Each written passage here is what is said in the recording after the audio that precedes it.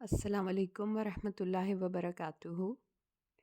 آج کے نئے لیکچر میں خوش آمدید۔ آج ہم پارہ نمبر 7 کا فرسٹ ہاف کریں گے، شروع سے لے کر نصف تک۔ تو آئیے ہم اپنی کلاس کا آغاز کرتے ہیں۔ اعوذ باللہ من الشیطان الرجیم، بسم اللہ الرحمن الرحیم۔ رب اشرح لی صدری ویسر لی امری واحلل عقدۃ من لسانی یفقہوا قولی۔ ربی زدنی علما، ربی یسر ولا تعسر وتمم بالخیر، آمین ثم آمین وبک نستعین۔ پارہ نمبر 7 کا آغاز ہوتا ہے سورہ المائدہ کی آیت نمبر 83 سے۔ تو اب ہم اس کی تلاوت شروع کرتے ہیں۔ بسم اللہ الرحمن الرحیم۔ وَإِذَا سَمِعُوا مَا أُنزِلَ إِلَى الرَّسُولِ تَرَىٰ أَعْيُنَهُمْ تفیض من الدمع مما عرفوا من الحق یقولون ربنا آمنا فاکتبنا مع الشاہدین۔ تو اس سے پہلے سورہ المائدہ کی آیت نمبر 82 جو تھی، اس میں یہ بتایا گیا تھا کہ جن لوگوں نے کہا تھا کہ ہم نصارہ ہیں، انہیں آپ مومنوں سے محبت رکھنے میں قریب تر پائیں گے۔ وجہ یہ ہے کہ ان میں عبادت گزار عالم اور زاہد پائے جاتے ہیں اور وہ متکبر نہیں ہوتے۔ اب یہاں پہ جہاں پہ ہم نے پارہ نمبر 6 اینڈ کیا تھا، سورہ المائدہ کنٹینیو ہو رہی ہے وہاں سے آگے کی طرف، اور یہ والی جو ابھی آیت ہم نے پڑھی ہے، آیت نمبر 83، یہ آیت نمبر 82 کے ساتھ ہی ریلیٹڈ ہے، جہاں پہ اہل کتاب دونوں طرح کے، دو اہل کتاب میں یہود اور نصارہ یا عیسائی، ٹھیک ہے، دو لوگ آ جاتے ہیں جن کے پاس کتاب تھی۔ یہود کے پاس تورات تھی، عیسائیوں کے پاس انجیل تھی۔ ان کے کردار کا ایک طرح سے کمپیریزن کیا جا رہا ہے، اور یہاں پہ بتایا یہی جا رہا تھا، جیسے آیت نمبر 82 کا میں نے بھی آپ کو ریفرنس دیا ہے نا، جس میں یہ کہا گیا تھا کہ آپ دیکھیں گے کہ عداوت رکھنے والے لوگوں میں سب سے بڑھ کر یہودی اور مشرکین ہیں، یعنی کہ مسلمانوں کے ساتھ چاہیے تو یہ تھا کہ یہود، کیونکہ وہ خود بھی اہل کتاب ہیں، ان کے پاس تورات موجود ہے، وہ رسول پاک صلی اللہ علیہ وآلہ وسلم کو پہچان بھی گئے ہیں، لیکن وہ آپ سے دشمنی دکھاتے ہیں، اور بہت سے مواقع پہ انہوں نے دشمنی اس حد تک پہنچ گئی کہ آپ کو مارنے کی، جان سے مارنے کی تک بھی سازش کی گئی۔ اور پھر آیت نمبر 82 میں ہی یہ بتایا گیا کہ جو عیسائی ہیں وہ مسلمانوں سے محبت رکھنے میں بہتر ہوں گے، یعنی کہ نان مسلمز میں، کیونکہ مسلمز تو آپس میں ایک دوسرے کے ساتھ، تو مسلمانوں کا اور ریلیشن ہے نا کہ آپس میں تو وہ ایک جیسے کہ ایک کڑے کے ساتھ بندھ گئے ہیں، یا جیسے ایک دین میں آ گئے ہیں اور آپس میں محبت ہے۔ رسول پاک صلی اللہ علیہ وآلہ وسلم کی جیسے کہ حدیث ہے کہ مسلمان ایک جسم کی طرح ہے، کہ جسم کے ایک حصے کو تکلیف ہوگی تو دوسرا جسم بھی تڑپے گا۔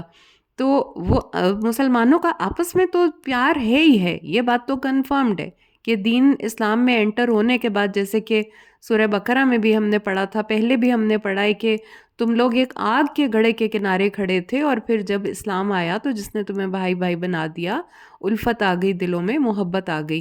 یہ تو آپس میں مسلمز کا تھا نا، لیکن نان مسلمز میں یہود اور مشرکین کا سورہ المائدہ کی آیت نمبر 82 میں آیا ہے کہ وہ بہت زیادہ کینہ رکھتے ہیں، دشمنی رکھتے ہیں، دعوت رکھتے ہیں، اور نان مسلمز میں مسلمانوں کے قریب تر آپ ان کو پائیں گے جو اپنے آپ کو نصارہ کہتے ہیں۔ اور پھر وجہ یہ بتائی گئی ہے کہ ان میں عبادت گزار عالم لوگ ہیں، ان میں زاہد پائے جاتے ہیں، یعنی زاہد مینس جو تقوی اختیار کرنے والے لوگ ہیں، اور وہ متکبر نہیں ہوتے، یعنی ان کے اندر ہیوملٹی ہوتی ہے۔ جبکہ یہود کے اندر ایک تکبر پایا جاتا تھا، وہ کہتے تھے کہ ہم بڑے چہیتے ہیں اللہ تعالیٰ کے، ہم لاڈلے ہیں، ہم اللہ کے بیٹے ہیں، دوزخ کی آگ ہمیں کبھی نہیں چھوئے گی مگر گنتی کے چند دن۔ تو یہ ان کے کچھ غلط عقیدے تھے، جس کی وجہ سے وہ اپنے آپ کو سپیریئر سمجھتے تھے سب سے، باقی سب لوگوں سے، کہ ہم باقی سب ریلیجنز کے لوگوں سے ہم سپیریئر ہیں۔ تو اب یہاں پہ یہ آیت نمبر 83 جو ابھی ہم نے تلاوت کی ہے، جو پارہ نمبر 7 سٹارٹ ہو رہا ہے جہاں سے، تو اس کا اب ترجمہ میں کرتی ہوں اس آیت کا کہ جو کچھ رسول کی طرف نازل کیا گیا ہے جب اسے سنتے ہیں تو آپ دیکھتے ہیں کہ ان کی آنکھوں سے آنسو بہہ نکلتے ہیں، اس لیے کہ وہ حق کو پہچان گئے ہیں۔ یقولون ربنا آمنا فاکتبنا مع الشاہدین، اور وہ کہتے ہیں اے ہمارے رب ہم ایمان لے آئے لہٰذا ہمارا نام گواہی دینے والوں میں لکھ لے۔ اور خاص طور پہ اس میں ان عیسائیوں کا ذکر آ رہا ہے اس آیت میں جو کہ اسلام سیکھنے کی غرض سے آئے تھے، نو مسلم تھے، نئے نئے مسلمان ہوئے تھے، اور حبشہ سے ایک وفد آیا تھا تقریباً 70 لوگوں کا، 70 لوگوں کا ایک وفد آیا تھا، اور جب وہ مدینہ میں آئے اور وہ قرآن پاک کی آیات کو سنتے تھے تو ان کی آنکھوں سے آنسو بہہ نکلتے تھے اور وہ کہتے تھے اے ہمارے رب ہم ایمان لے آئے، ربنا آمنا یعنی کہ اے ہمارے رب ہم ایمان لے آئے۔ تو یہ ان اہل کتاب کی طرف اشارہ کیا جا رہا ہے جو ایمان لے آتے تھے، لے آئے تھے، اور جب وہ سنتے تھے قرآن پاک کی آیات تو ان کی آنکھوں سے آنسو بہہ نکلتے تھے کیونکہ وہ حق کو پہچان گئے تھے۔ اب اگلی آیت ہم کرتے ہیں، وَمَا لَنَا لَا نُؤْمِنُ بِاللَّهِ وَمَا جَاءَنَا مِنَ الْحَقِّ وَنَطْمَعُ أَن يُدْخِلَنَا رَبُّنَا مَعَ الْقَوْمِ الصَّالِحِينَ۔ تو وہ کہتے ہیں کہ اے ہمارے رب ہم ایمان لے آئے لہٰذا ہمارا نام گواہی دینے والوں میں لکھ لے، آخر ہم اللہ پر اور جو حق ہمارے پاس پہنچ چکا ہے اس پر ہم ایمان کیوں نہ لائیں، اور ہم تو یہ امید رکھتے ہیں کہ ہمارا رب ہمیں صالح لوگوں میں شامل کر لے گا۔ فَأَصَابَهُمُ اللَّهُ بِمَا قَالُوا جَنَّاتٍ تَجْرِي مِن تَحْتِهَا الْأَنْهَارُ خَالِدِينَ فِيهَا وَذَلِكَ جَزَاءُ الْمُحْسِنِينَ۔ ان کی اس بات کے عوض یا ان کے اس قول کے عوض، کس قول کے کہ وہ ایمان لے آئے تھے، اللہ تعالیٰ انہیں ایسے باغات عطا کرے گا جس میں نہریں جاری ہیں، جس میں وہ ہمیشہ رہیں گے، اور احسان کرنے والوں کا یہی بدلہ ہے۔ وَالَّذِينَ كَفَرُوا وَكَذَّبُوا بِآيَاتِنَا أُولَئِكَ أَصْحَابُ الْجَحِيمِ، اور جن لوگوں نے کفر کیا اور ہماری آیات کو جھٹلایا وہی اہل دوزخ ہیں۔ اب یہاں پہ ان لوگوں کا جو کہ ایمان لے آتے ہیں ان کا تقابل کیا جا رہا ہے ان لوگوں سے جو کفر کی آخری حدود تک پہنچ جاتے ہیں، اور جو ایمان لے کے آتے ہیں ان کی جزا جنت ہے، اور جو کفر کرتے ہیں اور اللہ کی آیات کو جھٹلانے والے ہیں ان کی سزا جو ہے وہ دوزخ ہے، جہنم ہے۔ یا ایھا الذین آمنوا لا تحرموا طیبات ما احل اللہ لکم ولا تعتدوا ان اللہ لا یحب المعتدین۔ اے ایمان والو تم ان پاکیزہ چیزوں کو کیوں حرام ٹھہراتے ہو جنہیں اللہ نے تمہارے لیے حلال کیا ہے، اور حد سے نہ بڑھو کیونکہ اللہ تعالیٰ حد سے بڑھنے والوں کو پسند نہیں کرتا۔ اب اللہ تعالیٰ نے قرآن پاک میں حرام اور حلال کو الگ الگ کر کے بتا دیا ہے، ٹھیک ہے؟ جو حرام ہے اس سے ہم نے اجتناب کرنا ہے، جو حلال ہے اس کو ہم نے استعمال کرنا ہے، جو چیزیں ہمیں بتا دی گئی ہیں نہیں کرو ہم نے نہیں کرنی، جو بتا دی گئی ہیں کرو ہم نے وہ کرنی ہے۔ یہ بات ایک کلیئرٹی ہے قرآن پاک کی آیات میں جس میں کوئی اشتباہ نہیں ہے، کوئی اس میں شک اور شبے کی گنجائش نہیں ہے۔ اللہ تعالیٰ کو یہ بات انتہائی بری لگتی ہے، جیسے کہ پہلے بھی ہم آیات پڑھ چکے ہیں اور آگے سے بھی ہم جا کے پڑھتے رہیں گے، کہ اللہ کی حلال کی ہوئی چیز کو حرام قرار دے دینا اور اللہ کی حرام قرار دی ہوئی چیز کو حلال سمجھ لینا اور اس کو کرنا شروع کر دینا، دونوں طرح سے ہی اللہ تعالیٰ کا غضب، اللہ تعالیٰ کی ناراضگی کا موجب بنتی ہیں یہ باتیں۔ تو اب یہاں پہ کیا بتایا جا رہا ہے کہ اے ایمان والو کہ تم ان پاکیزہ چیزوں کو کیوں حرام ٹھہراتے ہو جنہیں اللہ نے تمہارے لیے حلال کیا ہے، ٹھیک ہے؟ اور پھر اور حد سے نہ بڑھو۔ حد سے نہ بڑھو کا مطلب یہ ہے کہ ایکسٹریم تک نہ چلے جاؤ، کہ حلال چیز کو حرام سمجھنے کی ایکسٹریم تک چلے جاؤ، اور پھر جو اس سے اپوزٹ ہے یعنی کہ جو حلال ہے اسے حرام بنا لو، حرام کو حلال بنا لو، تو اللہ تعالیٰ اس چیز کو پسند نہیں کرتا۔ حد سے نہیں بڑھنا، جو لمٹس دے دی گئی ہیں انہی کے اندر اندر رہنا ہے۔ ان اللہ لا یحب المعتدین، اللہ تعالیٰ معتدین اللہ تعالیٰ حد سے بڑھنے والوں کو پسند نہیں کرتا۔ اب اس سلسلے میں ایک حدیث ہے بڑی اچھی کہ صحابہ کرام رسول پاک صلی اللہ علیہ وسلم کی زندگی دیکھتے تھے نا، تو ایک صحابی ہیں وہ کہتے ہیں کہ میں ساری عمر نکاح ہی نہیں کروں گا، دوسرے صحابی ہیں وہ کہتے ہیں میں ساری رات اللہ کی عبادت میں گزاروں گا، پھر تیسرے کہتے ہیں کہ میں ہمیشہ دن کو روزہ رکھوں گا۔ تو جب رسول پاک صلی اللہ علیہ وسلم کو ان باتوں کا پتہ چلا تو آپ نے صحابہ کو سخت تنبیہ کی اور کہا کہ میں اللہ کا رسول ہوں، میں تم سب سے زیادہ اللہ سے ڈرنے والا ہوں، میں نے نکاح بھی کیے ہیں، میں رات کو سوتا بھی ہوں اور قیام بھی کرتا ہوں، یعنی نفلی، پھر میں نفلی روزے بھی رکھتا ہوں، چھوڑتا بھی ہوں، یہی میرا طریقہ ہے، جس نے میری سنت سے اعراض کیا اس کا مجھ سے کوئی تعلق نہیں۔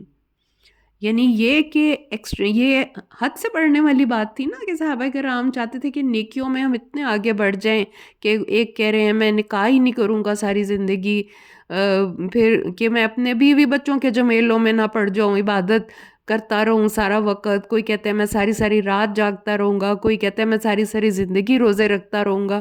تو آپ صلی اللہ علیہ وسلم نے منع فرمایا، آپ نے کہا کہ جو میرا طریقہ ہے اس کو فالو کرو اور حد سے بڑھنے کی آگے کوشش نہ کرو۔ میں نکاح بھی کیے ہیں، میری بیویاں بھی ہیں، بچے بھی، میں نفلی روزے بھی رکھتا ہوں، میں چھوڑتا بھی ہوں، میں رات کو قیام بھی کرتا ہوں، یعنی کہ نماز کے لیے اٹھتا بھی ہوں اور سوتا بھی ہوں۔ تو ہر طرح سے ہمیں رسول پاک صلی اللہ علیہ وسلم کی زندگی کو اپنے رول ماڈل بنانا چاہیے، اور اللہ تعالیٰ جیسے کہ کہہ رہے ہیں نا حد سے نہ بڑھو، تو حد سے برائی میں بھی حد سے بڑھا جا سکتا ہے، اور اسی طرح پھر نیکی میں بھی جیسے ساری رات جاگتے رہنا یا تو اس چیز سے بھی پھر منع فرمایا گیا ہے۔ اور اللہ تعالیٰ یہاں یہی کہہ رہے ہیں کہ ان اللہ لا یحب المعتدین، کہ اللہ تعالیٰ حد سے بڑھنے والوں کو پسند نہیں کرتا۔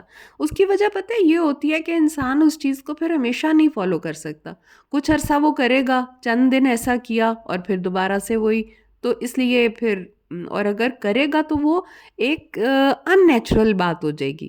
جیسے کہ عیسائیوں میں ہے نا کچھ طبقہ ایسا ہے جیسے ننز ہو جاتے ہیں اور وہ ہمیشہ چرچز میں رہتی ہیں اور وہ کہتی ہیں ہم ساری زندگی نکاح نہیں کریں گے، لیکن پھر یہ اس چیز میں خرابیاں آ جاتی ہیں، تو رہبانیت جسے کہتے ہیں۔ تو اللہ تعالیٰ کہہ رہے ہیں کہ جیسے نارمل ایک زندگی گزارنے کا طریقہ ہے، ہمیں اسی طرح رہتے ہوئے اپنے نبی کو فالو کرنا چاہیے، جنہوں نے نکاح بھی کیے، جو کھاتے پیتے بھی تھے، جو فیملی لائف بھی تھی جن کی اپنی دوسری لائف، سیاسی طور پہ بھی لیڈر تھے مسلمانوں کے، جنگوں میں بھی لیڈر تھے مسلمانوں کے۔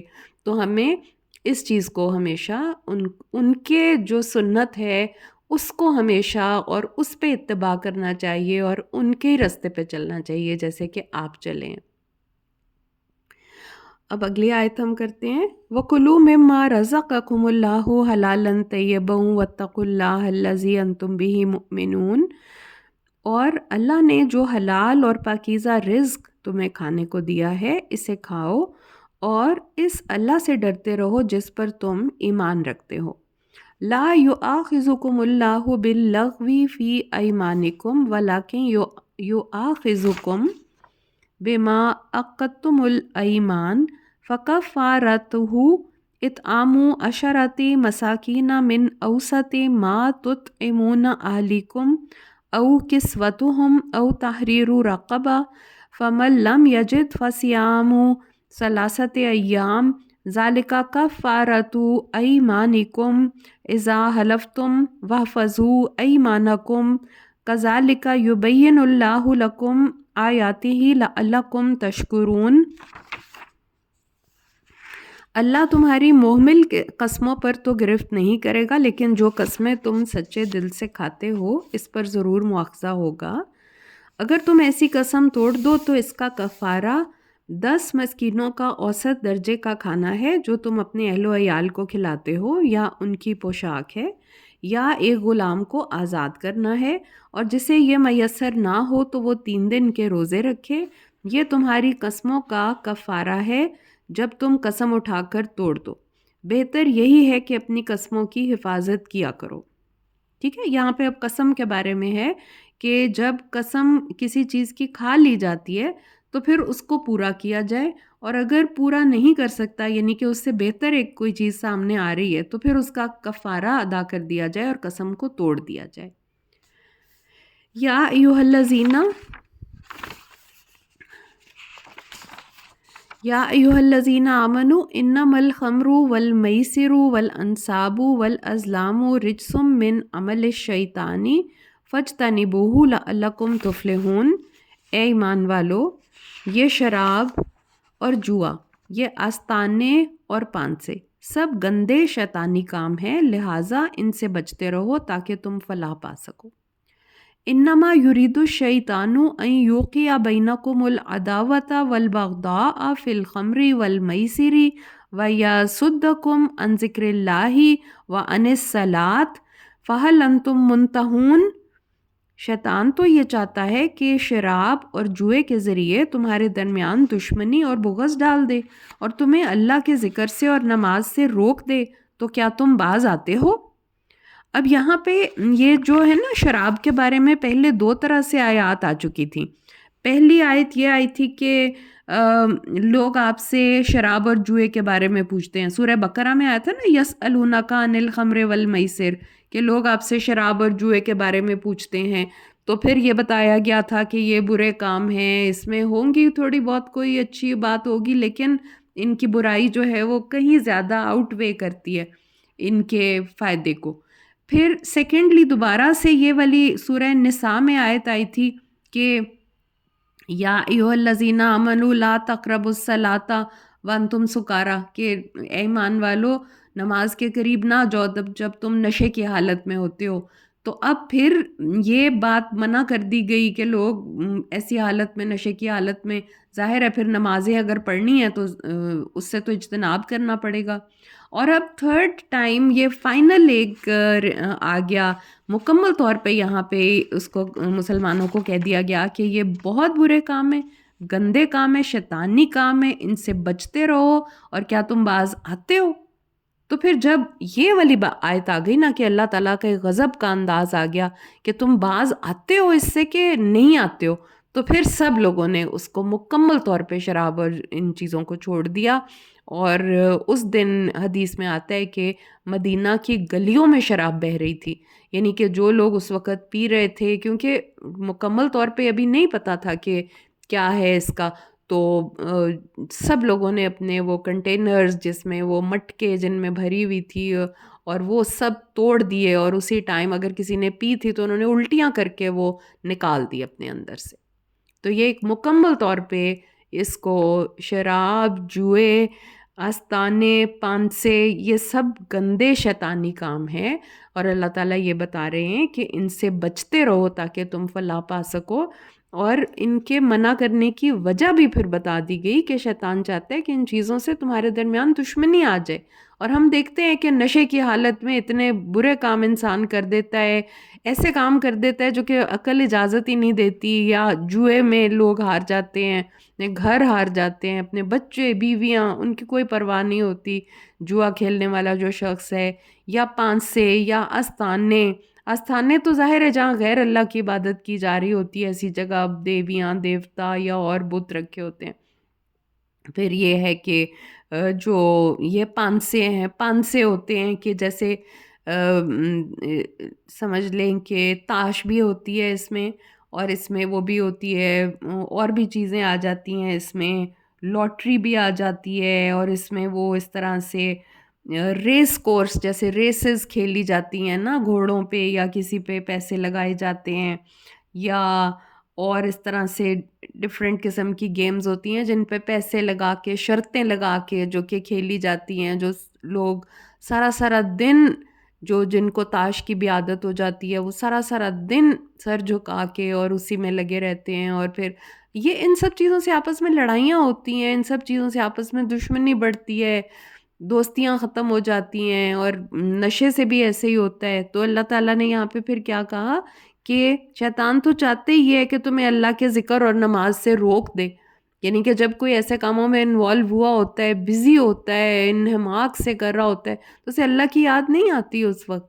اور پھر کیا ہے کہ یہاں سے اللہ تعالیٰ یہاں سے سوال کرتے ہیں فَهَلْ أَنْتُمْ مُنْتَهُونَ، کیا تم ان سے باز آتے ہو؟ تو پھر اگلی آیت اب آتی ہے وَأَطِیعُوا اللَّهَ وَأَطِیعُوا الرَّسُولَ وَاحْذَرُوا، اللہ کی اطاعت کرو اور اس کے رسول کی اطاعت کرو اور ان چیزوں سے بچو۔ اب یہ بتا دیا گیا کہ ان چیزوں سے بچ جاؤ، باز آ جاؤ۔ فَإِن تَوَلَّيْتُمْ فَاعْلَمُوا أَنَّمَا عَلَىٰ رَسُولِنَا الْبَلَاغُ الْمُبِينُ، اور پھر اگر تم نے حکم نہ مانا تو جان لو کہ ہمارے رسول پر تو صرف واضح طور پر پہنچا دینے کی ذمہ داری ہے۔ لَيْسَ عَلَى الَّذِينَ آمَنُوا وَعَمِلُوا الصَّالِحَاتِ جُنَاحٌ فِيمَا طَعِمُوا إِذَا مَا اتَّقَوْا وَآمَنُوا وَعَمِلُوا الصَّالِحَاتِ ثُمَّ اتَّقَوْا وَآمَنُوا ثُمَّ اتَّقَوْا وَأَحْسَنُوا وَاللَّهُ يُحِبُّ الْمُحْسِنِينَ۔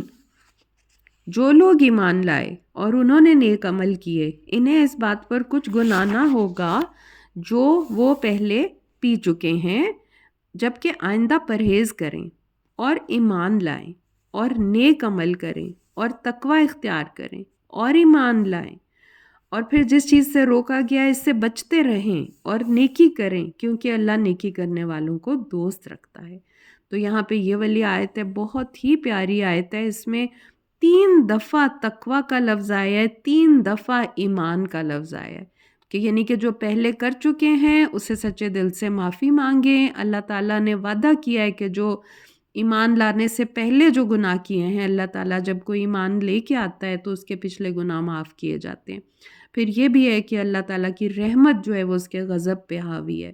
پھر اللہ تعالیٰ کہتے ہیں کہ پچھلی ساری باتیں چھوڑتے ہوئے نیک اعمال کی طرف آ جائیں، ایمان لے کے آئیں، نیک اعمال کریں، پھر ایمان لے کے آئیں، پھر اچھے اعمال کرتے رہیں گے، تقوی میں آگے بڑھتے جائیں گے، پھر تقوی اختیار کریں۔ وَأَحْسَنُوا، احسنوا ایک یعنی کہ ایک ہائیسٹ لیول ہے تقوی کا، احسان یعنی کہ ایک ہائیسٹ لیول ہے تقوی کا۔ یہ احسان کی تعریف اس طرح سے، ایک حدیث ہے، حدیث جس میں حضرت جبرائیل آپ سے سوال پوچھتے ہیں، تو اس میں کیا ہے کہ حضرت اس کو کہتے ہیں حدیث جبرائیل، اس کا حدیث کا نام اس طرح سے رکھا ہوا ہے کہ حضرت جبرائیل آئے رسول پاک سے پوچھتے ہیں کہ احسان کیا ہے، تو فرمایا احسان یہ ہے کہ تو اللہ کی عبادت ایسے کرے کہ اللہ کی بات، یہ رسول پاک صلی اللہ علیہ وسلم جواب دے رہے ہیں کہ یہ حضرت جبرائیل نے جب پوچھا ہے نا کہ احسان کیا ہے، تو آپ نے فرمایا احسان یہ ہے کہ تو اللہ کی عبادت ایسے کرے جیسے تو اسے دیکھ رہا ہے، اور اگر تو ایسا نہ کر سکے تو کم از کم یہ سمجھے کہ اللہ تجھے دیکھ رہا ہے۔ ٹھیک ہے، تو یہ احسان کا ایک ہائیسٹ قسم کا ایک لیول ہے، یہ تقوی کا ایک ہائیسٹ لیول ہے کہ آپ جو بھی کام کر رہے ہیں، اور پھر عبادت میں ساری عبادت کا مفہوم اتنا وسیع ہے کہ ہر عمل ہمارا اس کے اندر آ جاتا ہے۔ عبادت یعنی کہ ہماری پوری زندگی اس کے اندر آ جاتی ہے کہ ہر عمل اتنی خوبصورتی سے کیا جائے، کہ ایسے کیا جائے کہ جیسے ہم اللہ کو اپنے سامنے دیکھ رہے ہیں، اور اگر نہ بھی فیل کر سکیں اور تو یہ تو کم از کم فیل کریں کہ اللہ تعالیٰ ہمیں دیکھ رہا ہے۔ اور جب ہم یہ سوچیں گے اللہ تعالیٰ ہمیں دیکھ رہا ہے تو ہمارے ہر کام میں ایک خوبصورتی آ جائے گی، گناہ سے خود بخود ہم بچ جائیں گے، ہم کوئی برا کام نہیں کریں گے۔ ہم کہہ رہے ہیں اللہ تعالیٰ ہمیں دیکھ رہا ہے تو ہم کیسے کر سکتے ہیں؟ تو اس طرح سے احسان ایک ہائیسٹ لیول ہم نے پڑھ لیا۔ یا ایھا الذین آمنوا لَيَبْلُوَنَّكُمُ اللَّهُ بِشَيْءٍ مِّنَ الصَّيْدِ تَنَالُهُ أَيْدِيكُمْ وَرِمَاحُكُمْ لِيَعْلَمَ اللَّهُ مَن يَخَافُهُ بِالْغَيْبِ فَمَنِ اعْتَدَىٰ بَعْدَ ذَلِكَ فَلَهُ عَذَابٌ أَلِيمٌ۔ اے ایمان والو، اللہ ایسے شکار کے ذریعے تمہاری آزمائش کرے گا جو تمہارے ہاتھوں اور نیزوں کی زد میں ہو، یہ دیکھنے کے لیے کہ کون غائبانہ طور پر اللہ سے ڈرتا ہے، اور پھر جس نے اللہ کی حدود سے تجاوز کیا اس کے لیے دکھ دینے والا عذاب ہے۔ یہاں پہ اسپیشلی جب احرام کی حالت میں ہے تو شکار کرنے سے منع کیا جا رہا ہے، اور یہ بات یہاں پہ بتائی جا رہی ہے۔ یا ایھا الذین آمنوا لا تقتلوا الصید وانتم حرم، اے ایمان والو تم حالت احرام میں شکار نہ مارو۔ ومن قتلہ منکم متعمدا فجزاء مثل ما قتل من النعم یحکم بہ ذوی عدل منکم، ہدیم بالغ الکعبۃ او کفارۃ طعام مساکین او عدل ذالک صیاما لیذوق وبال امری عفا اللہ عما سلف ومن عاد فینتقم اللہ منہ واللہ عزیز ذو انتقام۔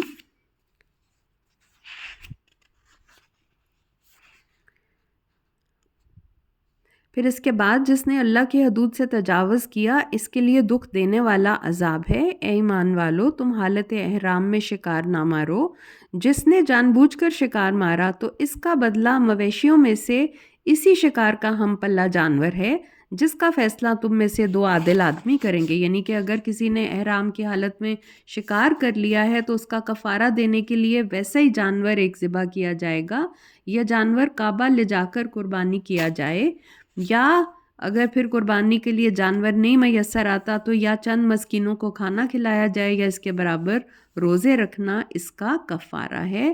یہ اس لیے ہے کہ وہ اپنے کام کا مزہ چکھے، کام کی سزا چکھے، اور جو کچھ اس حکم سے پہلے ہو چکا اسے اللہ نے معاف کر دیا، اور جو کوئی اب دوبارہ کرے گا اللہ اس سے بدلہ لے گا، اور اللہ تعالیٰ غالب ہے اور بدلہ لینے کی طاقت رکھتا ہے۔ یعنی کہ اللہ تعالیٰ نے یہاں پہ اپنے آپ سے ڈرایا ہے کہ اگر یہ بات کہی گئی ہے کہ احرام کی حالت میں شکار نہیں کرنا تو بس پھر نہیں کرنا، اور اگر کوئی ایسا کرے گا تو پھر اللہ تعالیٰ انتقام لینے کی پوری طاقت رکھتا ہے۔ احل لکم صید البحر وطعامہ متاعا لکم وللسیارہ وحرم علیکم صید البر ما دمتم حرما واتقوا اللہ الذی الیہ تحشرون۔ تمہارے لیے سمندر کا شکار اور اس کا کھانا حلال کیا گیا ہے۔ یہ اب احرام کی حالت میں خشکی کا شکار نہیں کر سکتے، لیکن سمندری کسی مچھلی کا یا سمندری جانور کا شکار کیا جا سکتا ہے۔ تم بھی اس سے فائدہ اٹھا سکتے ہو اور قافلے والے بھی یعنی اس سے فائدہ اٹھا سکتے ہیں، کھا سکتے ہیں، البتہ جب تک حالت احرام میں ہو خشکی کا شکار تمہارے لیے حرام کیا گیا ہے۔ اللہ کے احکام کی خلاف ورزی کرنے سے بچتے رہو جس کے حضور تم جمع کیے جاؤ گے۔ جعل اللہ الکعبۃ البیت الحرام قیاما للناس وشہر الحرام والہدی والقلائد ذالک لتعلموا ان اللہ یعلم ما فی السماوات وما فی الارض وان اللہ بکل شیء علیم۔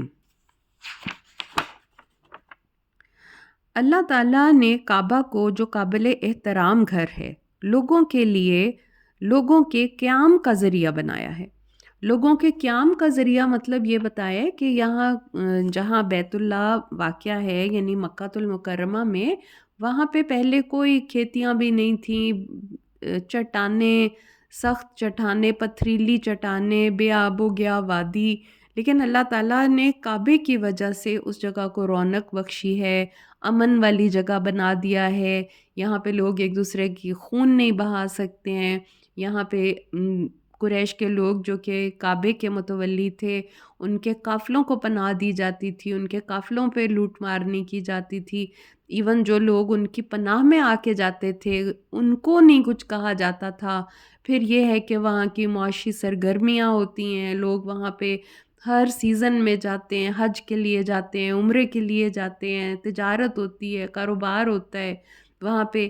تو یہ جو اتنی رونق اور اتنی وہاں پہ چہل پہل اور یہ سب چیزیں ہیں تو اللہ تعالیٰ نے کعبے کی وجہ سے ہی وہاں پہ قیام کا ذریعہ بنایا ہے، لوگوں کے قیام کا ذریعہ بنایا ہے، لوگوں کو روزی پرووائڈ کی ہے، لوگوں کو امن پرووائڈ کیا ہے کعبہ نے۔ تو یہاں پہ کعبہ کی فضیلت بتائی جا رہی ہے، کعبۃ اللہ کی فضیلت بتائی جا رہی ہے کہ اللہ تعالیٰ نے کعبہ کو جو قابل احترام گھر ہے لوگوں کے قیام کا ذریعہ بنا دیا ہے، اور حرمت والے مہینے کو، حرمت والے مہینے رجب اور پھر ذیقعدہ، ذی الحج اور محرم، اور قربانی اور پٹے والے جانوروں کو۔ اب یہ حرمت والے مہینوں میں ظاہر ہے عمرہ حج کے لیے لوگ جاتے ہیں وہاں پہ، اور پھر قربانی والے جانور ہوتے ہیں، پٹے والے جانور مطلب جن کی قربانی کی جاتی ہے۔ تو تاکہ تمہیں معلوم ہو کہ اللہ تعالیٰ آسمانوں اور زمین میں موجود تمام چیزوں کے حالات خوب جانتا ہے، اور اس لیے کہ اللہ تعالیٰ کو ہر چیز کا علم ہے، اور خوب جان لو اعلموا ان اللہ شدید العقاب وان اللہ غفور الرحیم، خوب جان لو کہ اللہ تعالیٰ سزا دینے میں بھی سخت ہے اور وہ بخشنے والا اور رحم کرنے والا بھی ہے۔ مَعَ الرَّسُولِ إِلَّا الْبَلَاغُ، اور رسول کے ذمہ تو صرف پیغام پہنچانا ہے۔ وَاللَّهُ يَعْلَمُ مَا تُبْدُونَ وَمَا تَكْتُمُونَ، اور جو کچھ تم ظاہر کرتے ہو یا چھپاتے ہو اللہ اس سے خوب جانتا ہے۔ قُلْ لَا يَسْتَوِي الْخَبِيثُ وَالطَّيِّبُ وَلَوْ أَعْجَبَكَ كَثْرَةُ الْخَبِيثِ فَاتَّقُوا اللَّهَ يَا أُولِي الْأَلْبَابِ لَعَلَّكُمْ تُفْلِحُونَ۔ آپ ان سے کہہ دیجئے پاک اور ناپاک ایک جیسے نہیں ہو سکتے، خواہ ناپاک کی کثرت تمہیں بھلی معلوم ہو، لہٰذا عقل والو اللہ سے ڈرتے رہو تاکہ تم کامیاب ہو سکو۔ یہاں پہ یعنی کہ اوور آل بھی بتایا گیا ہے کہ دنیا میں برائی بہت زیادہ نظر آتی ہے ہمیں، اور کئی دفعہ برائی ہمیں لگتا ہے کہ برائی میں تو بہت لوگ پروگریس کر رہے ہیں اس کام میں، اور بڑا ترقی بھی ہو رہی ہے اور بڑے وہاں پہ نظر آ رہے ہیں، لیکن اللہ تعالیٰ کہہ رہے ہیں پاک اور ناپاک برابر نہیں ہو سکتے۔ خواہ ناپاکی کی کثرت تمہیں کئی دفعہ آنکھوں کو اچھی بھی لگ رہی ہوتی ہے نا، کہ ہم کہتے ہیں کہ دیکھو اتنے یہ گناہ گار ہیں، اتنے یہ برائیاں کر رہے ہیں، پھر بھی یہ اتنا زیادہ آگے بڑھ رہے ہیں، تو ہمیں حیرت ہو رہی ہوتی ہے دیکھ دیکھ کے۔ تو اللہ تعالیٰ یہاں پہ کہہ رہے ہیں کہ عقل والو اللہ سے ڈرتے رہو تاکہ تم کامیاب ہو سکو۔ یعنی کہ یہ کوئی کامیابی کا کرائٹیریا نہیں ہے کہ اگر دنیا میں ناپاکی بہت زیادہ، برائی بہت زیادہ نظر آ رہی ہے۔ اللہ سے ڈرنا اصل ہمارا مقصد ہے کہ دنیا میں ایسے زندگی گزارنی ہے اللہ سے ڈر کے، اور ان چیزوں سے بچ کے زندگی گزارنی ہے جو ناپاک چیزیں ہیں، بری چیزیں ہیں، تاکہ ہم کامیاب ہو سکیں۔ یا ایھا الذین آمنوا لا تسألوا عن اشیاء ان تبد لکم تسؤکم وان تسألوا عنها حین ینزل القرآن تبد لکم عفی اللہ عنہا واللہ غفور حلیم۔ اے ایمان والو، ایسی باتوں سے متعلق سوال نہ کیا کرو کہ اگر وہ تم پہ ظاہر کر دی جائیں تو تمہیں ناگوار ہوں، اور اگر تم کوئی بات اس وقت پوچھتے ہو جب کہ قرآن نازل ہو رہا ہے تو وہ تم پر ظاہر کر دی جائے گی۔ اب تک جو ہو چکا اس سے اللہ نے درگزر کر دیا، وہ بخشنے والا اور بردبار ہے۔ یہاں پہ یہ بتایا جا رہا ہے کہ ایسی باتیں نہ پوچھی جائیں کرید کے رسول پاک صلی اللہ علیہ وسلم پہ، کیونکہ قرآن نازل کیا جا رہا ہے لمحہ بلمحہ، کہ کہیں کسی شخص کے سوال کی وجہ سے کوئی ایسی بات حرام ہو جائے جو پہلے اللہ نے حلال کی تھی۔ تو اللہ تعالیٰ ایک بڑی پیاری حدیث ہے، وہ میں آپ کو بتاتی ہوں کہ آپ صلی اللہ علیہ وسلم نے فرمایا جو فرائض اللہ نے ادا کیے ہیں انہیں ضائع نہ کرو، یعنی ٹھیک سے کرو۔ جو چیزیں حرام کی ہیں ان کے پاس بھی نہ پھٹکو۔ جو حدود مقرر کی ہیں ان سے تجاوز نہ کرو، یعنی کہ لمٹس کو توڑو نہیں، کراس نہیں کرو۔ اور کچھ چیزوں کے متعلق خاموشی اختیار کی ہے بغیر اس کے کہ اس کو بھول رہا کو، لہٰذا اس کی قرید نہ کرو۔ مطلب یہ کہ کچھ باتوں کا اللہ نے انٹینشنلی اللہ تعالیٰ نے ذکر نہیں کیا، یہ نہیں کہ اللہ تعالیٰ بھول گیا تھا، انٹینشنلی ذکر نہیں کیا تو ان کی قرید نہ کرو۔ مطلب وہ ایک گرے ایریا ہے جس کے بارے میں آپ کو جاننے کی ضرورت ہی نہیں ہے، کیونکہ رسول پاک صلی اللہ علیہ وسلم کہتے ہیں کہ بڑا قصوروار وہ مسلمان ہے جو ایک بات پوچھے جو حرام نہ ہو لیکن اس کے پوچھنے کی وجہ سے حرام ہو جائے۔ یعنی کہ گرے ایریا میں بات ہے، اللہ تعالیٰ کے ذمہ ہے، اللہ تعالیٰ معاف بھی کر دے گا اگر کسی نے غلطی سے کر لیا، لیکن پھر یہ ہے کہ اگر باقاعدہ پوچھا جائے اور باقاعدہ ایک چیز حرام ہو جائے تو پھر تو ظاہر ہے جو کرے گا وہ سزاوار ہوگا، قصوروار ہوگا۔ تو پھر اسی لیے رسول پاک صلی اللہ علیہ وسلم سے ایک صحابی کہتے ہیں کہ کیا حج یا رسول اللہ کیا حج ہر سال فرض ہے؟ آپ چپ رہے۔ پھر دوبارہ انہوں نے یہی سوال کیا تو آپ نے فرمایا نہیں، اور پھر آپ کہتے ہیں کہ اگر میں ہاں کر دیتا تو تم پہ ہر سال حج واجب ہو جاتا، پھر جو تم نبھا نہ سکتے۔ ٹھیک ہے نا؟ تو یہ چیز یہاں پہ بتائی جا رہی ہے۔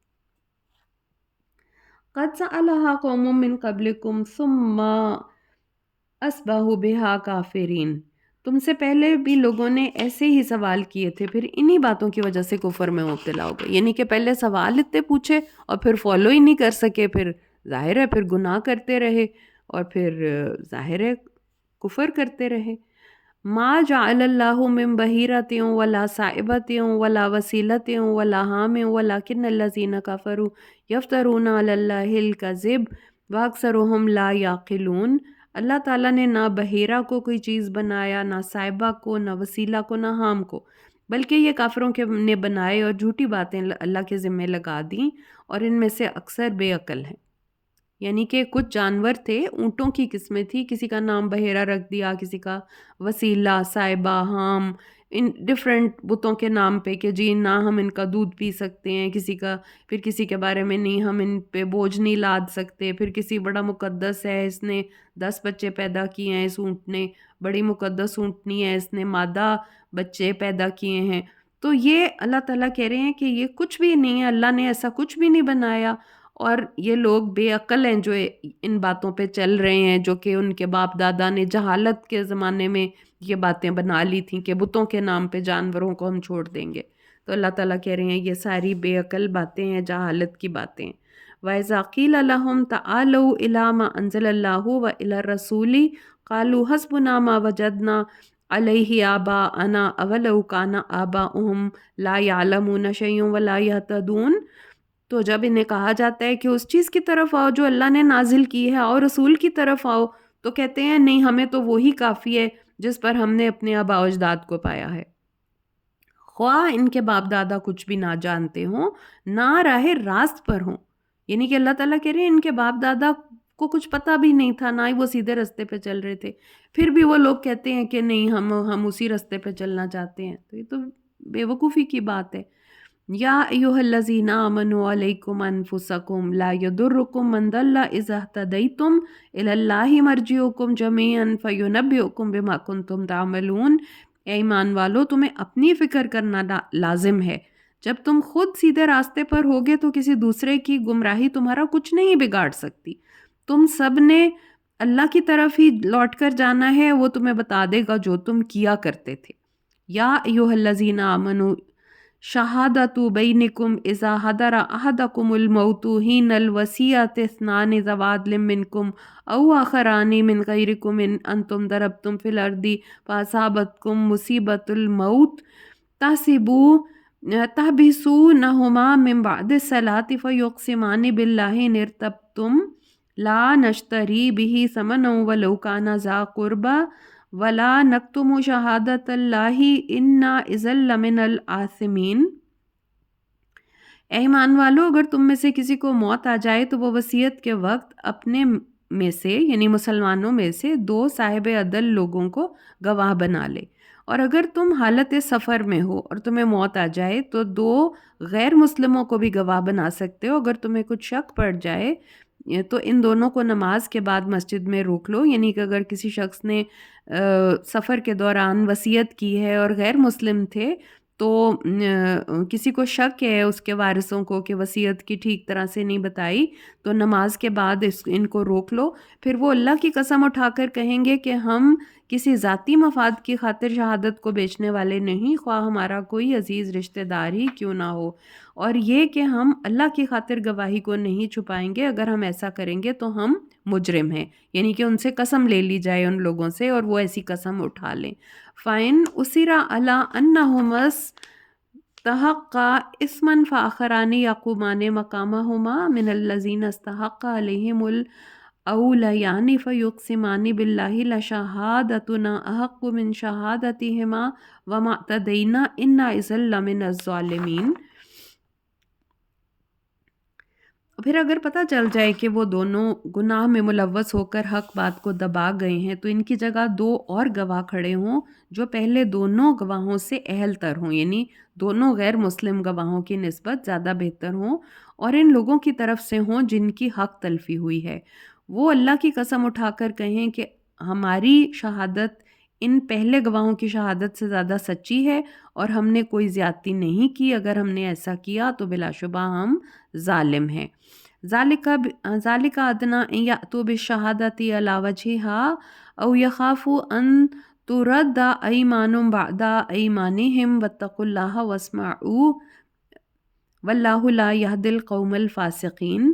اس طریقے سے زیادہ توقع کی جا سکتی ہے کہ لوگ ٹھیک ٹھیک شہادت دیا کریں گے، یا اس بات سے ڈر جائیں گے کہ کہیں ان کی قسموں کے بعد دوسری قسموں سے ان کی تردید نہ ہو جائے، اور اللہ تعالیٰ سے ڈرتے رہو، اس کے احکام دھیان سے سنو، اللہ تعالیٰ نافرمان لوگوں کو راستہ نہیں دکھاتا۔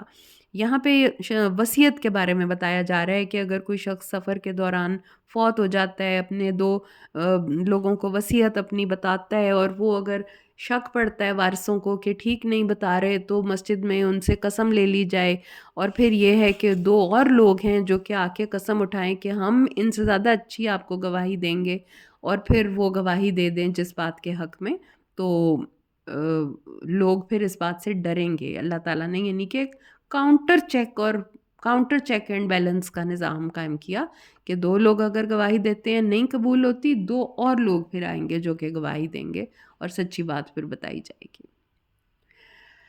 اب آگے سے اگلی آیت ہم کرتے ہیں، یوم یجمع اللہ الرسل ویقول ماذا اجبتم قالوا لا علم لنا۔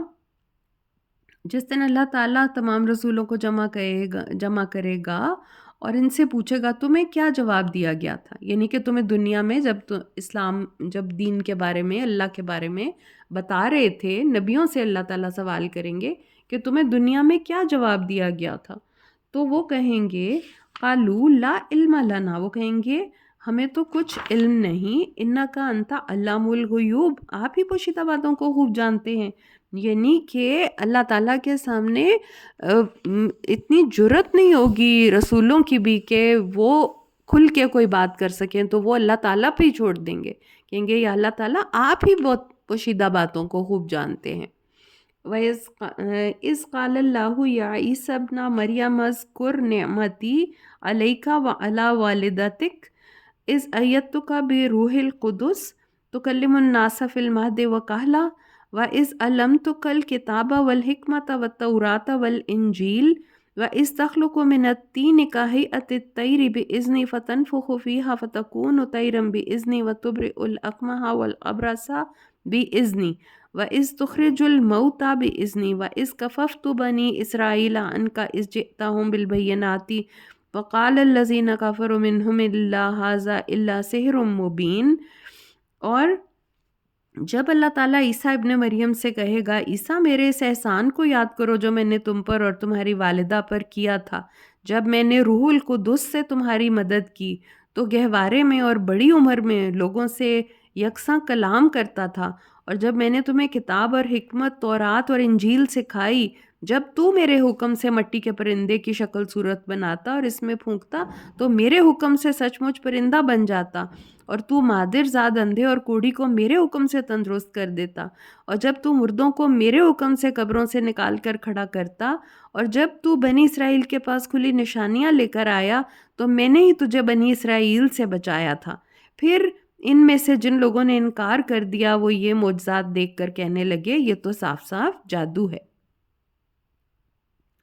وَإِذْ أَوْحَيْتُ إِلَى الْحَوَارِيِّينَ أَنْ آمِنُوا بِهِ وَبِرَسُولِهِ قَالُوا آمَنَّا وَاشْهَدْ بِأَنَّنَا مُسْلِمُونَ، اور جب میں نے حواریوں کو اشارہ کیا کہ وہ مجھ پر اور میرے رسول پر ایمان لائیں، تب وہ حضرت عیسیٰ سے کہنے لگے ہم ایمان لاتے ہیں، آپ گواہ رہیے کہ ہم حکم ماننے والے ہیں۔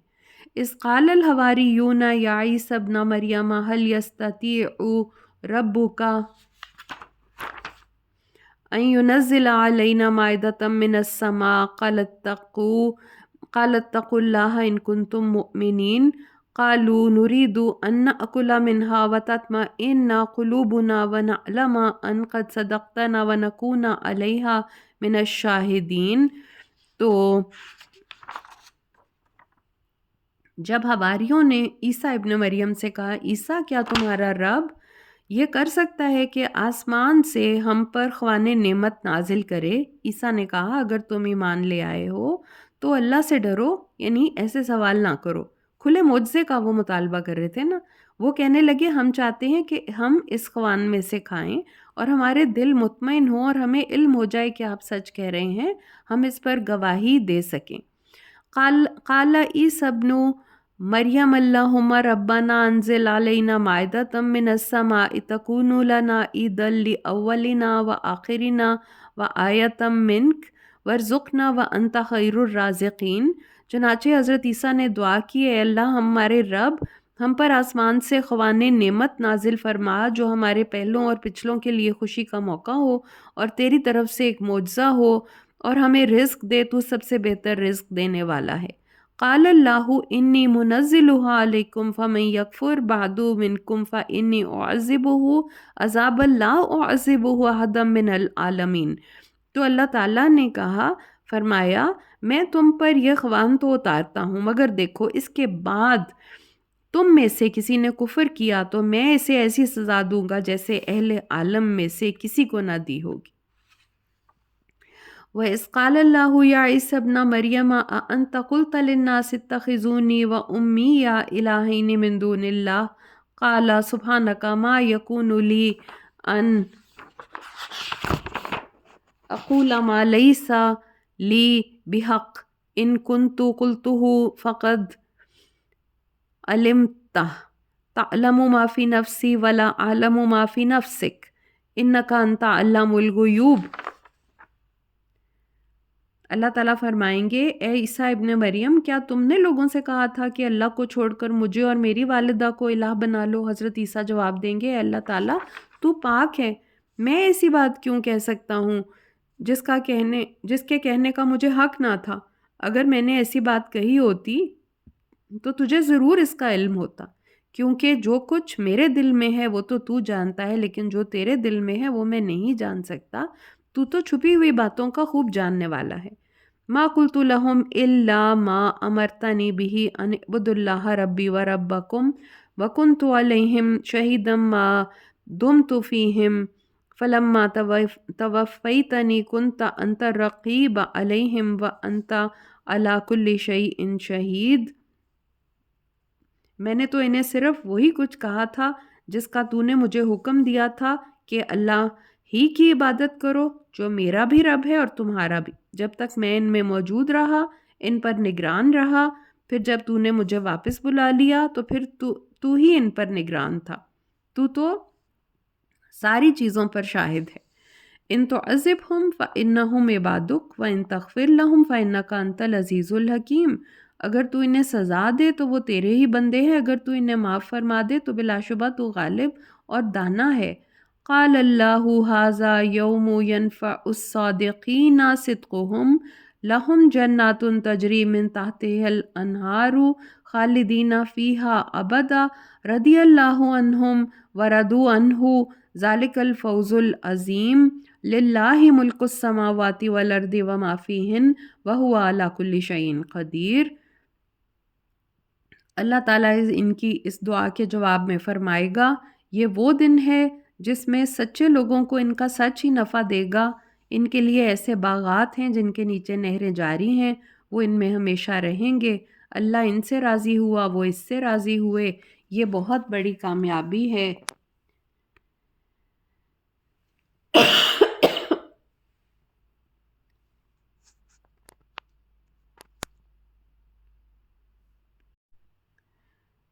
اللہ ان سے راضی ہوا، وہ اس سے راضی ہوئے، یہ بہت بڑی کامیابی ہے۔ آسمانوں اور زمین میں اور جو کچھ ان میں ہے سب اللہ ہی کی ملکیت ہے، اور وہ ہر چیز پر قدرت رکھتا ہے۔ تو یہاں پہ یہ سورہ کے آخری حصے میں حضرت عیسیٰ کے بارے میں اللہ تعالیٰ بتا رہے ہیں کہ جو مکالمہ اللہ تعالیٰ کا اور حضرت عیسیٰ کا قیامت کے دن ہونے والا ہے، اس سے پہلے ایک مائدہ، ایک دسترخوان کا ذکر آ رہا ہے، جہاں پہ حضرت عیسیٰ کے جو حواری تھے، جو ان کے فالوور تھے، انہوں نے حضرت عیسیٰ سے مطالبہ کیا تھا کہ ایسا معجزہ نازل ہو کہ اللہ تعالیٰ آسمان سے ایک دسترخوان نازل کرے جس میں کھانا پینا ہو، اور ہم اس کو، یعنی ایک معجزہ ہے، صریح معجزہ ہے کہ ہم اللہ پہ ایمان لے کے آئیں گے۔ تو اللہ تعالیٰ نے جواب میں کہا کہ ایسا نہ ہو کہ یہ معجزہ آنے کے بعد بھی لوگ انکار کریں، کیونکہ پھر اگر ایسا ہو تو اس کی بہت سخت سزا ہوتی ہے، یعنی کہ عذاب ہوتا ہے۔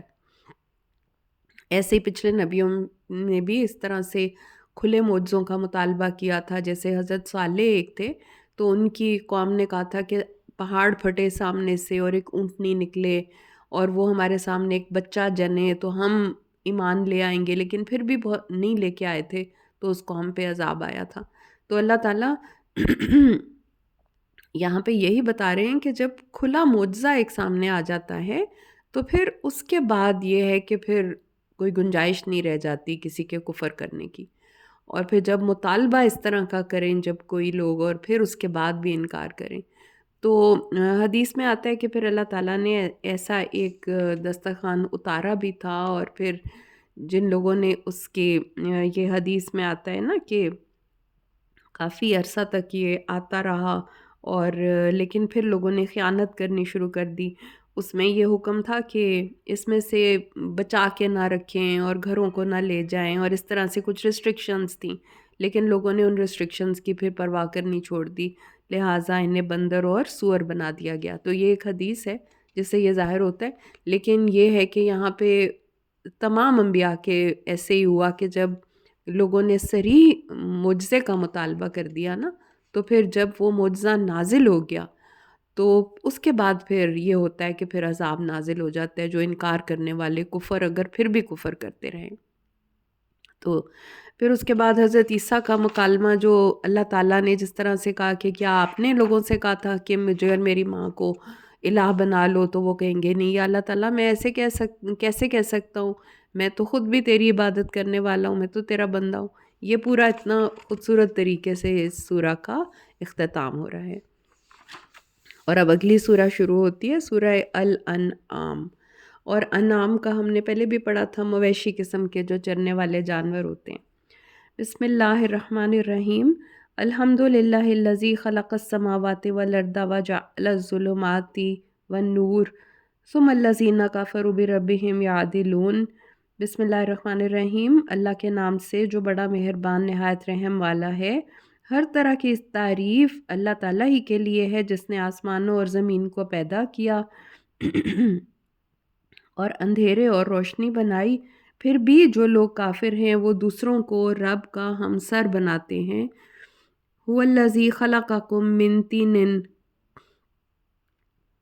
ثم قضى اجلا واجل مسمى عنده ثم انتم تمترون. وہی تو ہے جس نے تمہیں مٹی سے پیدا کیا، پھر ایک مدت مقرر کی یعنی کہ دنیا میں رہنے کا ایک وقت مقرر کیا، اور پھر ایک اور مدت جو اس کے پاس متعین ہے یعنی کہ ایک وقت قیامت کا جو آنے والا ہے، پھر بھی تم اس کے بارے میں شک ہی کرتے ہو. وَهُوَ اللَّهُ فِي السَّمَاوَاتِ وَفِي الْأَرْضِ يَعْلَمُ سِرَّكُمْ وَجَهْرَكُمْ وَيَعْلَمُ مَا تَكْسِبُونَ. وہی ایک اللہ ہے جو آسمانوں میں بھی موجود ہے اور زمین میں بھی. وہ تمہارا باطن اور ظاہر سب کچھ جانتا ہے اور وہ کچھ بھی جانتا ہے جو کچھ تم کرتے ہو. وَمَا تَأْتِيهِم مِّنْ آیَةٍ مِّنْ آیَاتِ رَبِّهِمْ إِلَّا كَانُوا عَنْهَا مُعْرِضِينَ. اور جب بھی ان کے پاس ان کے رب کی طرف سے کوئی نشانی آئی تو وہ اس سے اعراض ہی کرتے رہے.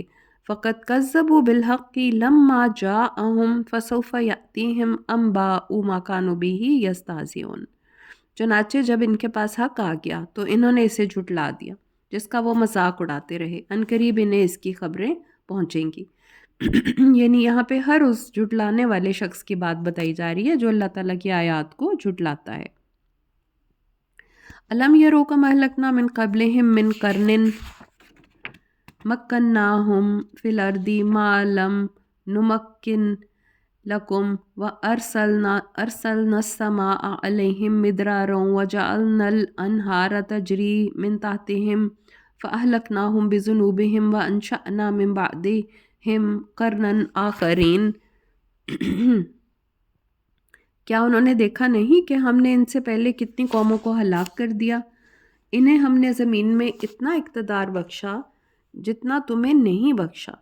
ہم نے ان پر آسمان سے خوب بارشیں برسائیں اور ان کے نیچے نہریں بہا دیں، پھر ان کے گناہوں کی پاداش میں انہیں ہلاک کر دیا اور اس کے بعد دوسری قومیں پیدا کر دیں.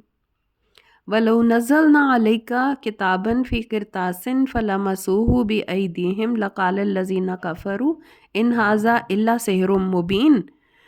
اگر ہم کاغذ سے لکھی ہوئی کتاب بھی آپ پر اتارتے پھر یہ لوگ اسے اپنے ہاتھوں سے بھی چھو کر دیکھ لیتے تو جن لوگوں نے کفر کیا ہے وہ یہی کہتے کہ یہ تو صاف جادو ہے. یعنی کہ رسول پاک صلی اللہ علیہ وسلم کے دل پر قرآن نازل ہوتا تھا نا، وہی ہوتی تھی اور آپ پھر تلاوت کرتے تھے.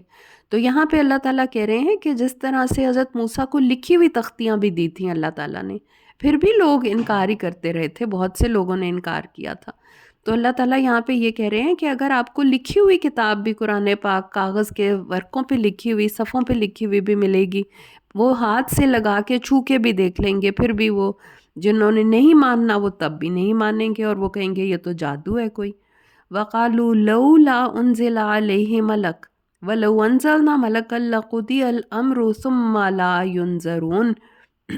پھر وہ کہتے ہیں کہ اس پر فرشتہ کیوں نہیں اتارا گیا؟ اگر ہم فرشتہ اتارتے تو سارا قصہ ہی پاک ہو جاتا اور انہیں کچھ مہلت نہ ملتی.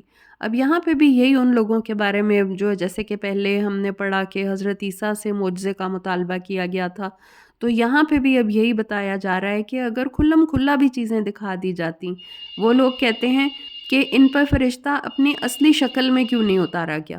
اور پھر یہاں پہ اللہ تعالیٰ کہتے ہیں کہ جب فرشتے نظر آتے ہیں، یعنی کہ موت کے وقت جب سارے پردے ہٹ جاتے ہیں، فرشتے بھی نظر آتے ہیں، سب کچھ نظر آنے لگ جاتا ہے، تو اگر فرشتہ اتار دیا جاتا لیکن اس کے بعد پھر اگر لوگ نہ مانتے تو کیا ہوتا کہ سارا قصہ ہی پاک ہو جاتا اور پھر انہیں مہلت نہ ملتی، یعنی قیامت کا دن آ جاتا. پھر تو جب فرشتے سب لوگوں کو نظر آنے لگ جاتے تو پھر تو انہیں کچھ مہلت نہ ملتی، یا موت کے وقت فرشتہ نظر آ جاتا ہے تو پھر اس کے بعد کوئی مہلت نہیں ملتی.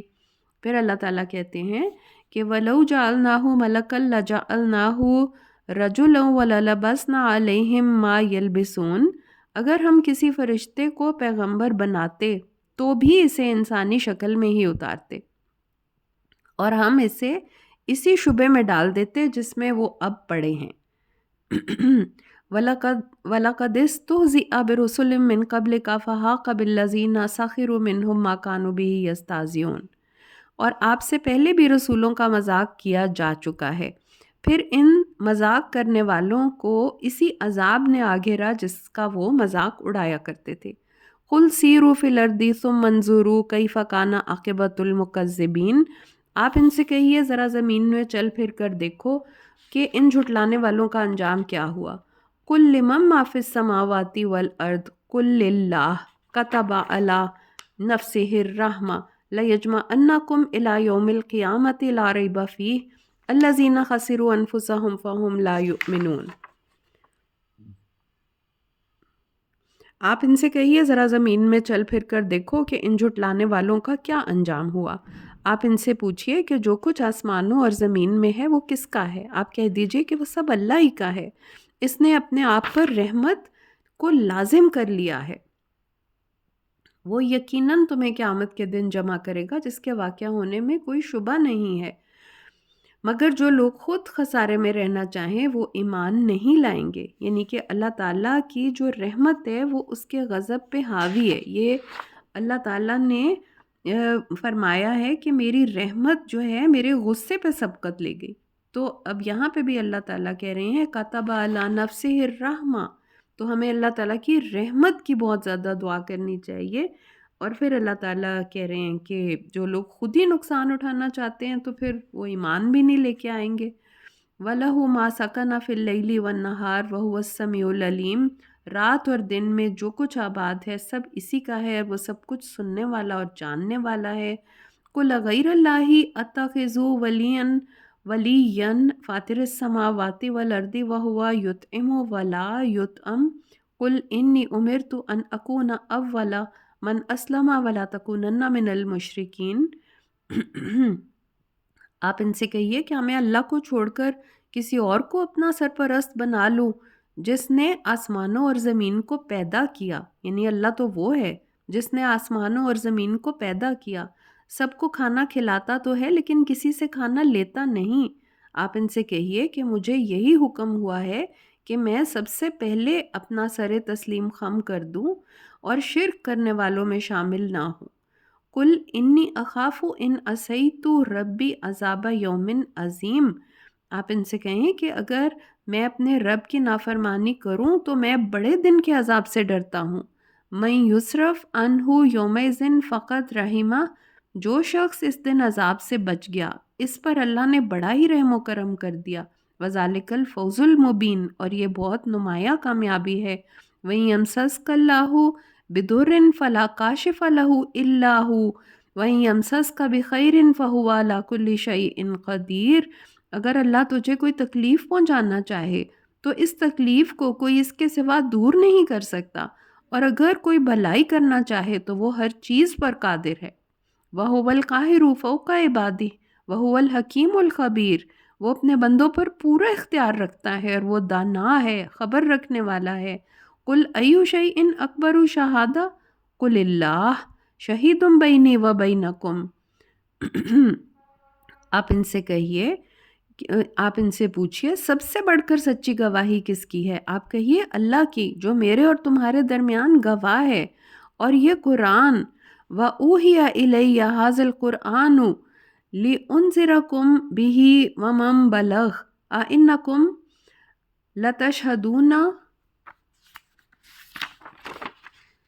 أَنَّ مَعَ اللَّهِ آلِهَةً أُخْرَى قُل لَّا أَشْهَدُ قُلْ إِنَّمَا هُوَ إِلَٰهٌ وَاحِدٌ وَإِنَّنِي بَرِيءٌ مِّمَّا تُشْرِكُونَ. آپ اور یہ کہ قرآن میری طرف وحی کیا گیا ہے تاکہ اس سے میں تمہیں بھی ڈراؤں اور ان سب کو بھی جن تک یہ پہنچے. کیا تم یہ واقعی گواہی دے سکتے ہو کہ اللہ کے ساتھ دوسرے الہ بھی ہیں؟ آپ ان سے کہیے میں تو ایسی گواہی نہیں دیتا، الہ تو صرف وہ ایک ہے، اور میں اس شرک سے بالکل بیزار ہوں جو تم کر رہے ہو.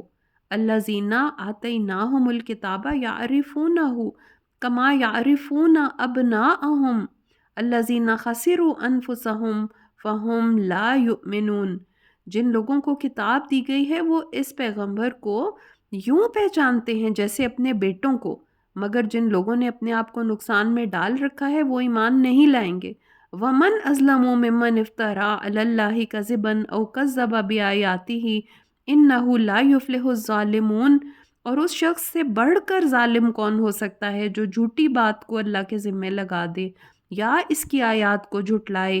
یقیناً ایسے ظالم فلاح نہیں پا سکتے. وَيَوْمَ نَحْشُرُهُمْ جَمِيعًا ثُمَّ نَقُولُ لِلَّذِينَ أَشْرَكُوا أَيْنَ شُرَكَاؤُكُمُ الَّذِينَ كُنتُمْ تَزْعُمُونَ. اور جس دن ہم سب لوگوں کو اکٹھا کریں گے اور شرک کرنے والوں سے پوچھیں گے کہ وہ تمہارے شریک کہاں ہیں جنہیں تم اللہ کے شریک سمجھتے تھے. پھر انہیں کوئی بہانہ میسر نہ آئے گا الا یہ کہ وہ کہہ دیں گے کہ اے اللہ ہمارے رب، تیری ذات کی قسم ہم تو مشرک ہی نہ تھے.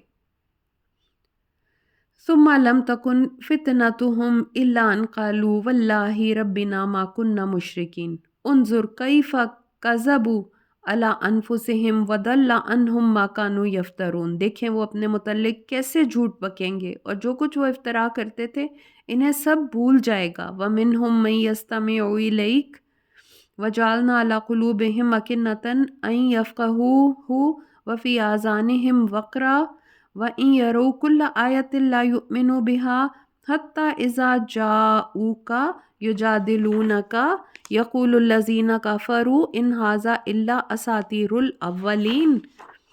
اور ان میں سے کچھ تو ایسے ہیں کہ جو آپ کی باتیں کان لگا کر سنتے ہیں اور ہم نے ان کے دلوں پر پردے ڈال رکھے ہیں کہ وہ کچھ سمجھ ہی نہ سکیں. ان کے کانوں میں بوجھ ہے، وہ تمام نشانیاں بھی دیکھ لیں تب بھی ان پر ایمان نہیں لائیں گے. حد یہ کہ جب وہ آپ کے پاس آ کے آپ سے جھگڑا کرتے ہیں تو کافر لوگ کہہ دیتے ہیں یہ تو محض پہلے لوگوں کی داستانیں. وہ راہ حق سے دوسروں کو بھی روکتے ہیں اور خود بھی دور رہتے ہیں. یہ لوگ اپنے آپ کو ہلاک کر رہے ہیں مگر وہ سمجھتے نہیں.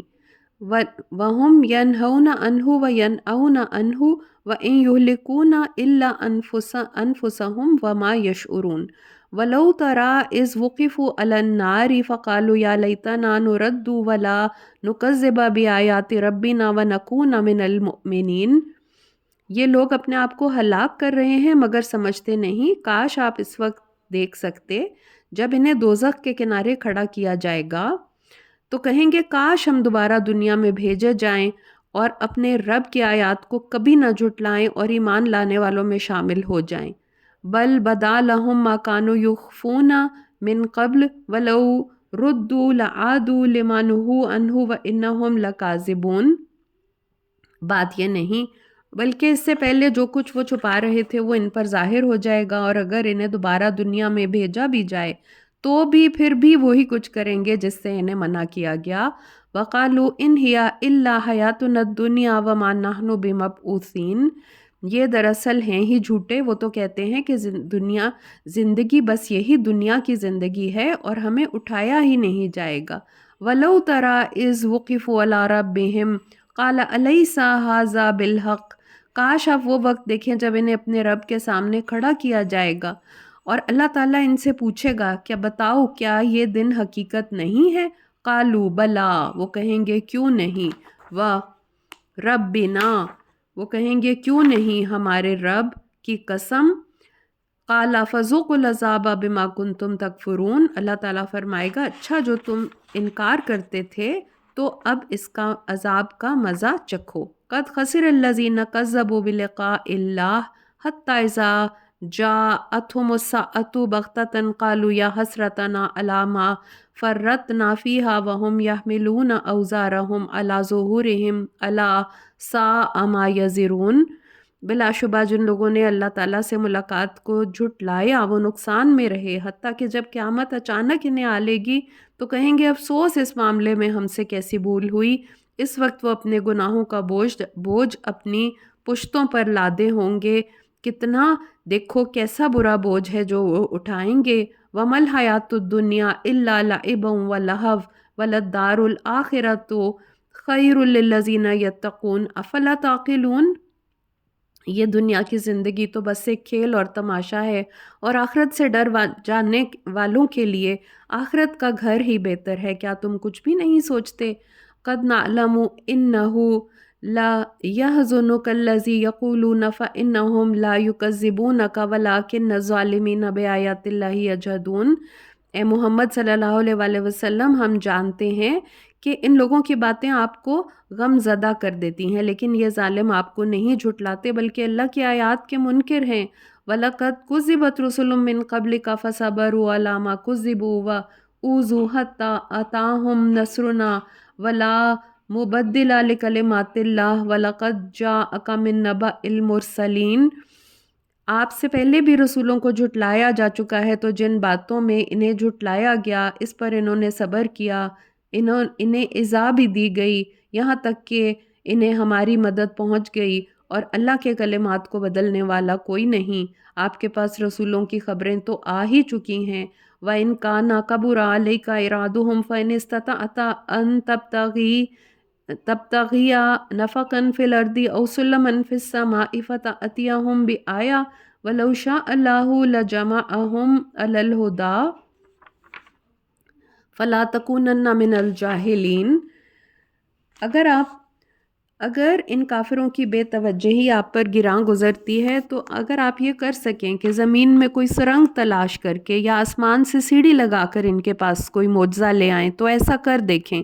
اگر اللہ چاہتا تو خود ان کو ہدایت پر اکٹھا کر سکتا تھا، مگر یہ اس کی مشیت نہیں، لہٰذا آپ نادان مت بنیے. یعنی اس آیت میں یہ بتایا گیا ہے کہ وہ ناممکن سے ناممکن بھی اگر بات کر کے دکھا دی جائے ان کو، جیسا کہ وہ معجزے لانے کی فرمائش کرتے ہیں یا اور اس طرح کی، پچھلے رسولوں کو بھی اللہ تعالیٰ آپ صلی اللہ علیہ وآلہ وسلم کو تسلی دیتے ہوئے بتا رہے ہیں کہ ایسے ہی جھٹلایا گیا تھا، ایسے ہی ان کو تنگ بھی کیا گیا تھا، تکلیف بھی پہنچائی گئی تھی. اور اگر کوئی ناممکن سے ناممکن بات بھی، جیسے کہ سرنگ زمین میں بنا لیں یا آسمان میں سیڑھی لگا لیں اور ان کو دکھا دیں، پھر بھی یہ ایمان نہیں لے کے آئیں گے، تو اللہ تعالیٰ یہ کہتے ہیں کہ اگر اللہ تعالیٰ چاہتا تو سب کے دل ایک جیسے بنا دیتا، ہر کوئی ہدایت قبول کرتا، لیکن اللہ تعالیٰ کی یہ مشیت نہیں ہے. اللہ تعالیٰ لوگوں کی نیت دیکھتا ہے، ان کے دلوں میں کتنا تقویٰ ہے وہ دیکھتا ہے، اور پھر کسی کو کم ہدایت ملتی ہے، کسی کو زیادہ ہدایت ملتی ہے، اور کوئی انکار کرنے والے بن جاتے ہیں، کوئی ایمان لانے والے بن جاتے ہیں. تو یہاں پہ ہمارا نصف پارہ ختم ہو جاتا ہے. وآخر دعوانا अनिल हम्दुलिल्लाहि रब्बिल आलमीन सुब्हानकल्लाहुम्मा व बिहम्दिका नशहदु अल्ला इलाहा इल्ला अंता नस्तगफिरुका व नतूबु अलैक। अस्सलामु अलैकुम व रहमतुल्लाहि व बरकातुहू।